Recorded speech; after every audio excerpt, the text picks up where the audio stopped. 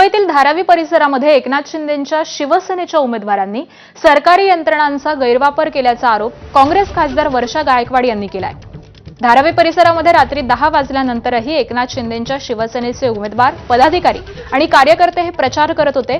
तिथे पोलीस देखील हजर होते, मात्र त्यांनी काहीच केलं नाही। तसंच आम्ही हा प्रचार थांबवण्याचा प्रयत्न केला, पोलिसांनी काहीच केलं नसल्याचं वर्षा गायकवाड आणि आमदार ज्योती गायकवाड यांनी म्हटलेलं आहे।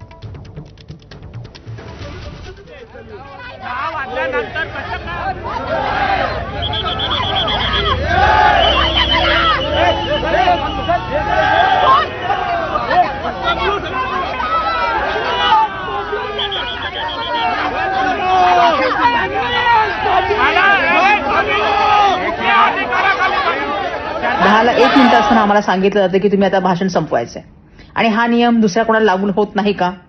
जे सत्तेमध्ये त्यांना हे नियम लागू होत नाहीत का? संविधान त्यांच्यासाठी नाहीये का? निवडणूक आयोग त्यांच्यासाठी नाहीये का?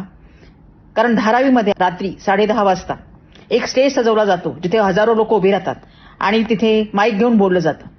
कशासाठी? तर शिंदे साहेब म्हणून तिथे भाषण करणार आहेत, राहुल शेवाळ तिथे येणार आहेत। हे जे चाललंय हे खूप चुकीचं आहे, कारण संविधान हे प्रत्येकाला सेम अधिकार देतं, समान अधिकार देतं आणि निवडणूक आयोगाने सुद्धा समान अधिकार द्यायला पाहिजे। हे जे चुकीचं वर्तन आहे त्याच्यावर नक्कीच कार्यवाही व्हायला पाहिजे, कारण ह्या देशामध्ये प्रत्येक नागरिक हा समान आहे, हेच आम्हाला संविधानाने शिकवलंय।